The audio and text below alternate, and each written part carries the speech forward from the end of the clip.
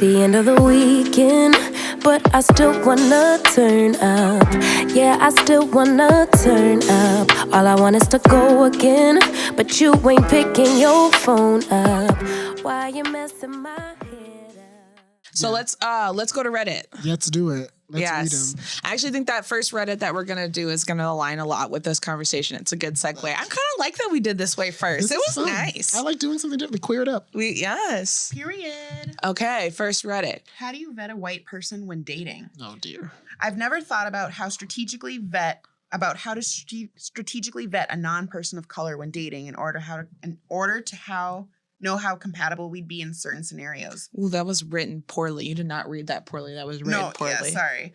No, you didn't do anything. It was them. I was like, what? We're missing some. I think you would say it. I've never thought about how to strategically vet a non-white person of color when dating in order to see how compatible we'd be in certain scenarios. For example, how they react to friends saying something problematic, where they think about my well-being before going to more narrow-minded spaces. What questions do you tend to ask, and how do you navigate these discussions? You got it.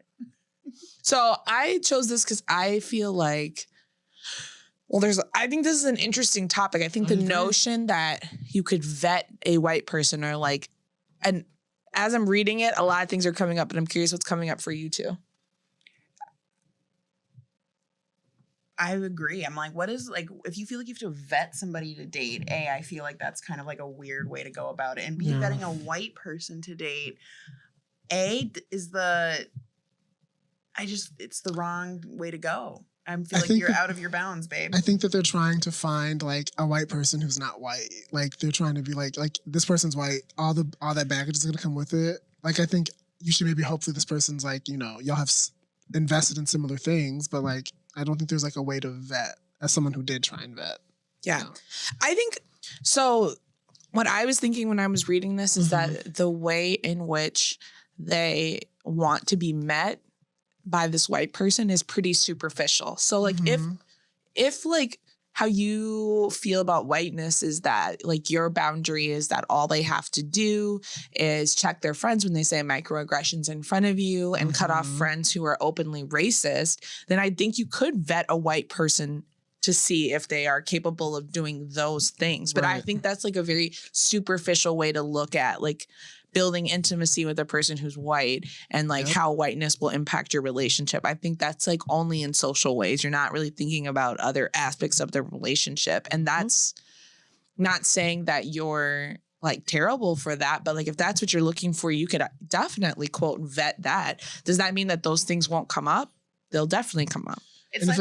They'll definitely come up, but are they willing to engage and have conversations? I think for me, like the question you should be asking yourself is like, if I'm going to date a white person, what do I need from them? And I think what you need from them is like insight, a clear understanding that their experience is different than yours and they're never going to get it.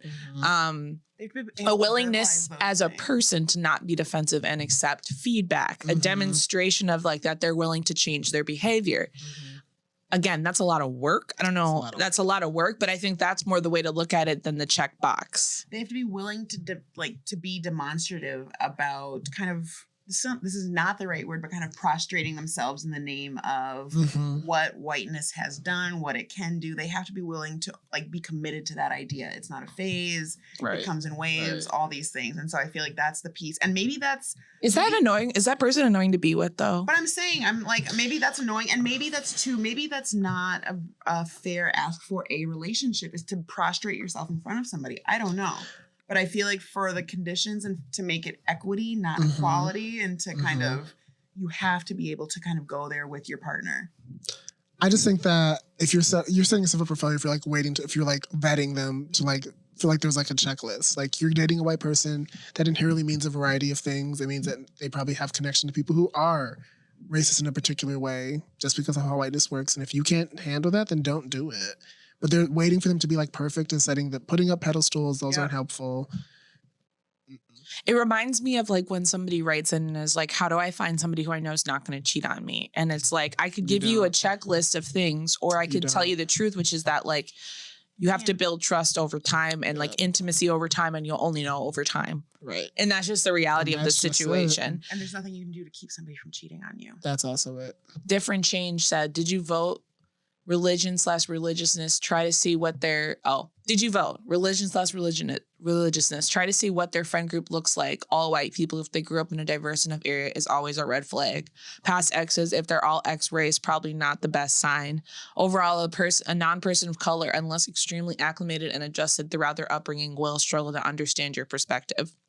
Unless extremely acclimated and well-adjusted. That alone seemed racist. It's the willingness to pay attention and learn as you go. That's the green flag for you. I would say keep in mind if they're okay with their friends being racist or etc. It won't work. They subconsciously have some type of judgment. So I was in a very serious relationship with a white man in like late college, first couple years out of college or whatever. And he actually had a friend group that was like said racist things to him about me, like when we first started dating, and he never told me while we were dating and just cut them off. And when I found out, you're nodding. You like that? I like that. That does something for When me. I found out later, You're pissed? it made me curious why they were comfortable showing up like that Yep. and why him dating a black person was so surprising. That they had a repulsed response. I think the immature in me was like, wow, he handled that and took that off my plate. Right. Thanks, And I actually, you know, I'm not knocking that. Sure. I'm not knocking that, right? Like he didn't sit me down and try to drag me into the emotional labor of like trying to ask him to do it or gauge my response to see what he was going to do. He just handled it. But I think as I've aged, I'm like, that's interesting. And what is that? And it could just be that we were young and none of those things ever came up and whatever. You But didn't really want to have a discussion around it. And that's also like age and stage and all those things. But you weren't given the opportunity to even kind of talk about this person who was in his life or what that meant. I more meant like, why did they feel so shocked and angry by you dating a black person? But that's true. But I think it's shocking for white people when somebody takes a black person seriously in general. I do get what you're saying, and also nobody's shocked when my mom is with a black person and when she talks to them, right? So like I disagree with that. I think there's a way that you present that says that I'm just saying that I think there's a way that you, and doesn't that just add to the narrative? I think that there's a way that you present, because he wasn't in Boston, he was in the Twin Cities at supposedly one of the most liberal colleges, Augsburg. But that's what I'm supposedly saying. It makes sense for him, but it doesn't make sense for them. They don't know. They're still in that where like they're not from Boston. Oh, you're saying they were from here. I thought you were talking about somebody from back home. No, I'm saying somebody from here. But why would him being from Boston change what I'm saying? I guess I think about it where he grew up, that he might have more friends who like blatantly thought that way, like about somebody. But doesn't that say a lot about him? That's my point. Yes. Like that says a lot about him that like your chosen people were shocked by that. Yeah. And I'm not saying he didn't get on board and do all the things, but like that says a lot about him. It doesn't matter if it's because of where he grew up. It says a lot about where we were starting from in differences in our community and our relationship and what it looked like to meld our relationships. It was a like foreshadowing of that. Yeah. It's it's the fact that he is like, if you are going to date someone black, you would hope that you would have already done enough work that that's not going to be part of your world. Yeah. And he didn't. Yeah. And then he's like, come on. And they're like, and then lied to me about it. And then, he lied? I thought maybe he just was like, oh, we're not close anymore. He didn't. He just, okay. Well, I mean, is that a lie? Yeah, I guess it's not. To cut them off? But I guess it's not telling you what actually happened. Right. He withheld the information. And what I'm saying is at first it felt like it was for me, but maybe it was for him. I think it was definitely for him. Yeah. And I think he probably thought that you would be like, wow, thanks. And like, that's what. And that's the thing. That's where he'd be. He was going to get a star in some way. Maybe even a star. unintentionally. And also we were all on campus together. So it's like, also why you not telling me how they felt about me and the racism that was being like perpetrated and allowing me to interact with them in a way that I wouldn't if I knew that knowledge is wrong too. Even if you did stop being friends with them and hanging out with them, that's also wrong. We're all on campus together. He took the choice from you. Yeah. That's wrong. That situation makes my stomach hurt. Yeah. Yeah. Zaziel said, I found that sharing microaggressions I've experienced can be a good gauge of compatibility. The woman that I'm currently seeing is empathetic, acknowledges her privilege, and makes an effort to understand my perspective rather than minimizing it. Honestly, I wish that that was the baseline, but I've had people play devil's advocate in the past, and I've been way too forgiving. Fun reporter says, there will always be blind spots when dealing with white people, no matter how woke they claim to be. Exactly. I just avoid it. I understand that. And like, you know, fine. And I'm also like, if that's someone, like I'm by no means saying that like people shouldn't date across racial identities. Like if that's what makes you, if that's who you're attracted to, if that's who like you want to build something with, if that's someone like caught your eye. Well, I think here's the thing. No relationship is perfect, right? So it's like if everything else feels really safe and supportive and amazing in this way, and like this is the thing that you choose to be like the ongoing tension in the relationship, because everybody has core things that will be an ongoing thing forever, and that's what you guys want to work through, then that's your choice. I think for a lot of people of color, like that feels activating to have that in my home, because I feel like I'm working through that outside of my home. And now it's there too. Yes. And for some people, it doesn't feel like that. And that's okay. That's okay. Yeah. Mango Bingo says, 1 request, 3 positive references from long-term former partners that are Black lesbians. 2, deny their application based on their obvious fetish for dating Black lesbians. Best answer so far.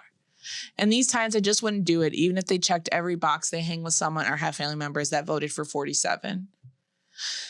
I mean, I think that, so I guess how I'm reading Mango Bingo is like, they're just not going to do it. Yeah, period. It was, a joke. Like, they're just not going to do it. Then at first I thought they were being serious about it. Is there something off-putting about a white person who only dates Black and brown people? Yes. Off-putting. Something we should note. I take my answer back. Okay. Why did you take your answer back? Yeah. I think that context matters. I think how you grew up matters, all those things. I think if that's what, that does matter, who you're surrounded with, all those things.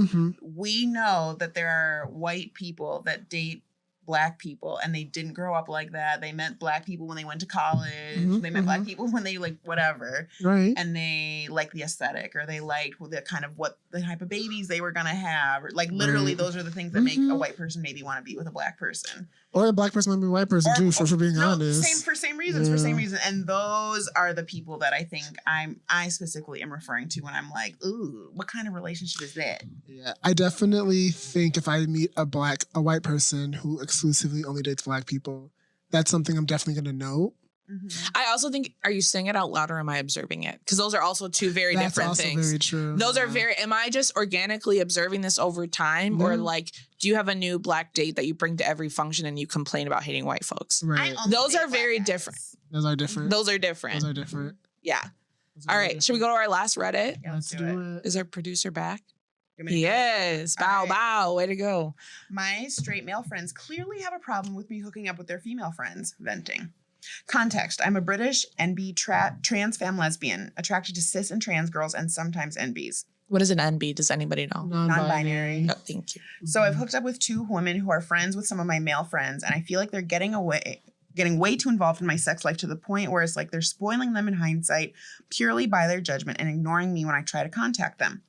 The first time was a few months ago with a cis bi girl at a house party. I made the move on her and she invited me up to her room. It was a shared house with her friends. And I told the boys beforehand that I was spending the night with her. The second time was last weekend with a cis lesbian girl who I didn't think would be into me. But while she was at my flat, I said she was pretty. She said I was too, and we made the move mutually, and she stayed the night with me.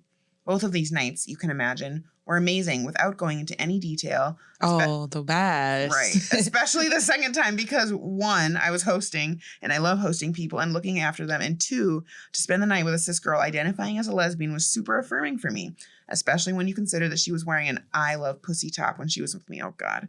But both times after my male friends find out, they ignore me on social media, don't answer my calls, and then tell me weeks later that I shouldn't have done that, and they exclude me from events that those girls are attending.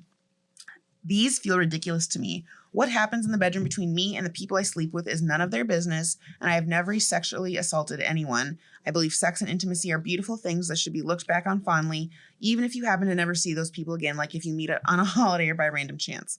And I don't just hook up with someone I meet straight away. I get to know them first and give them time to get to know me.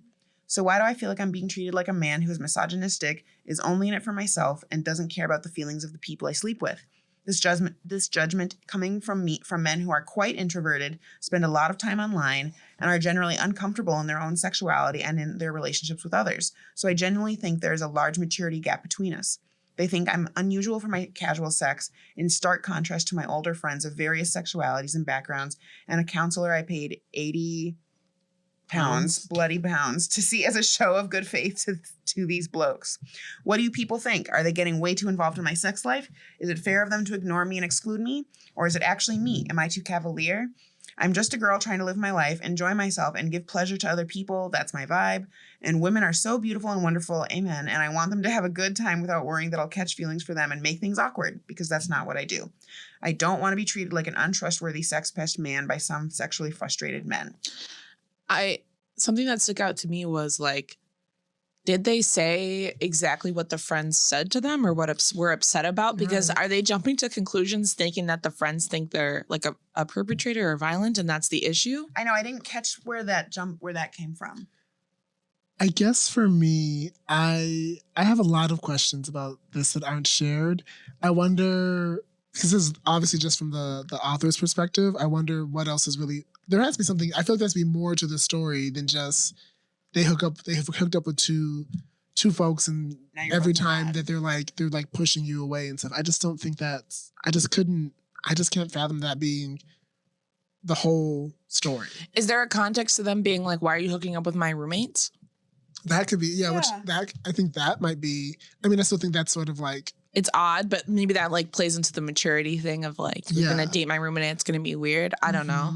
I just feel like there has to be a little bit more to the situation than... I feel like they're insinuating that they think their friends are jealous, but they don't want to say that when they basically did the like in their basement by themselves playing games. They didn't say that, but that's how they described them, as like introverted and even in a lacking social skills way. My straight male friends clearly have a problem with me hooking up with their female friends, and then it gives like they're insinuating that he's jealous. I wonder if they're also feeling misunderstood in the way of like, how do you not understand how exciting this is for me that I'm having these sexual experiences? I also think that this person sounds like they're on their own like sexual journey and really trying to figure out their stuff. You know, I wanted this person maybe like have the space to do that. And sometimes it's like someone in that space is engaging with sex and talking about sex and they're all of that in like ways that can be different than maybe folks who have already like gone through that journey or aren't interested in that. I wonder maybe they should find a group of friends who maybe are maybe more open to sex in a more liberated way. Because right now it sounds like maybe there's like a disconnect. There's different types of embodiments. I do feel like this person who's writing, because they haven't said anything that's like valid about the other people's perspective, but still very clearly want to be friends with them, I feel like there's a part of the story that we're missing. I agree. There's definitely something missing here. I think it's their problem in the story, like their accountability piece, I think. And maybe they don't see it either because they're feeling activated by the way that their friends are responding. It's not even like a malicious thing, but maybe it doesn't track for me that you want to be connected to these people, you care what they think, but then at the same time are feeling like you guys don't have the same maturity and they don't like see you. Ooh, it's just odd. It's odd. Maybe they're known for fucking their straight friends, female friends, and they're pissed about it. But they said it only happened twice. I don't know if that's like a knowing. Oh, is that from the... Yeah. What if they're right and they are jealous? Is mainly cis-het males who, funny enough, always tell me how to behave instead of the girls themselves doing it. Thank you for the comment. Tell them how to fucking behave. Those are not friends. This group is... I don't know what that means. I'm so surprised by this revelation, but yeah, fuck them. You don't need to be around people that so obviously do not respect your existence. You deserve better, Sib. These men are not being protective of anyone. They're jealous. They're the ones fetishizing the situation, not you. I didn't get fetishization from this, but... Well, I don't know. Is there something out of like they're saying something, there's something inherently disgusting about this kind of sex they're engaging in? I don't know. I'm reaching at this point. This is why I do think this person is missing like a piece of the story. Yeah, I just feel like there has to be something missing here. I definitely think that people can be weird about like hooking up with roommates and things of that nature, or friends. I know that can sort of be, but the response of like weeks of them being... Because I understand being like kind of annoyed, like you're fucking another one of my friends, like, but like not enough to not talk to you. That's dramatic. Oh, wait, hold on. It says, it's funny. Original poster responded, it's funny you say that because one of them told me about the second girl and said she was a lesbian. I was like, okay, like me. And he was like, well, she's a lesbian, Sam. So, you know, ... Looking back, that feels super transphobic coded. Plus, he is a man. So to tell me who this woman is attracted to, and ultimately he was proven wrong. Thank you for your comment. This is just very convoluted. I also, it sounds like I think that this group of friends, I think we're missing something, and also there may be some maybe time to pull away your horizons for sure. Dear, British, non-binary, trans femme. I think it's time to see what else the world can give. I also wonder, because we don't know this, if this person transitioned with this friend group. Ooh. Do you know what I mean? Where is this person? Was Sam, I think that their name is Sam. Was Sam embodied differently previously as a part of this friend group, and then as they kind of came to their own, embodied, now differently, now is embodied in a more femme-centered way, now identifying as very differently, having sex with people differently. Maybe that's part of it, which is, if that's the case, then their friends really just, that's a lot on them. But we didn't get that piece. We didn't know. It sounds like, I don't know how long these folks have been friends. Yeah. This is a fascinating question. I wish that, I'm not on Reddit like that way. I find the format to be really confusing and ugly. It is very ugly. It's very ugly. And as a Libra, I just can't. But I think I would love to see if they respond. Yeah. Later. If they give us more context on this. I know they came in and out, the people respond, but now I want to see what's going to happen in a year. Yep. TBD. Well, is it time already? It's time. We've been going. Oh, we have. We've been going. We did it all on the live. I gotta use the bathroom, you guys, so bad. Yeah. Okay. Thank you for coming. Thank you for having me. I love having you here. I'm excited to be back at some point. Yes, please. Bye. Where are you? A little late. Where are you? Where are you? Where are you? MBC. No relation to NBC.